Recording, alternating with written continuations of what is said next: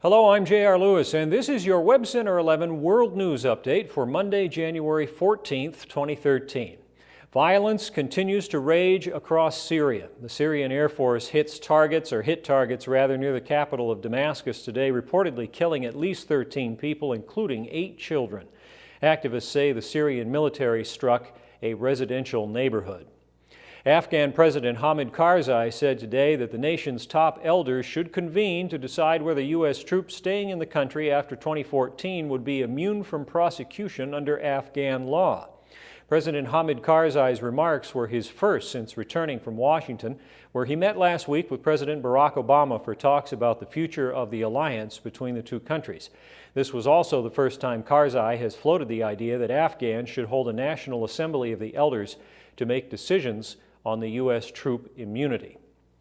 Hundreds of Afghan Shiites protested today against last week's sectarian attacks targeting Shiites in neighboring Pakistan. More than 100 people were killed in a series of bombings targeting the Shiite Hazara community in 2 Pakistani cities.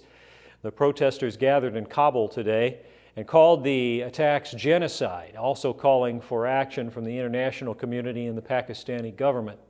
The victims of the bombings were buried today after their relatives held a vigil protest by their coffins. A sudden freak snowstorm in Tokyo has sent hundreds to the hospital. Some 270 people in eastern Japan, including the capital Tokyo, have been injured in road accidents caused by the snow. Japan's meteorological agency said nearly 3 inches of snow fell in the Tokyo area, with some 16 inches falling west of the city. Braving bitter cold, several thousand came to stop Northern Ireland's slide to violence, a peace rally against riots triggered by limits on flying Britain's Union flag, a cherished symbol for many Protestants of their ties to mainland UK. Braving bitter cold, several thousand came to stop Northern Ireland's slide to violence. A peace rally against riots triggered by new limits on flying Britain's Union flag, a cherished symbol for many Protestants of their ties to mainland UK. Hopefully people will see that we're not all people in Union Jacks throwing stones, that some of us can listen and some of us can hopefully make compromises. People of Northern Ireland, they don't want what's been happening over the past 5 weeks. They just want the democratic process to continue. By far the majority here in Northern Ireland want an end to the riots, want the prosperity the 1998 Good Friday peace agreement that ended 3 decades of sectarian violence was expected to bring. But the undercurrents that propel the violence here flow directly from the wider, peaceful Protestant community's unease with that very peace agreement. Billy Hutchinson, a Protestant and former paramilitary member, convicted in the killing of 2 Catholics nearly 40 years ago, and now a politician, has been at the heart of helping contain the riots. He blames Catholic leaders for tensions. They signed up to a settlement, and now they're talking about it being a process. They signed up to a settlement, that's what they signed up to.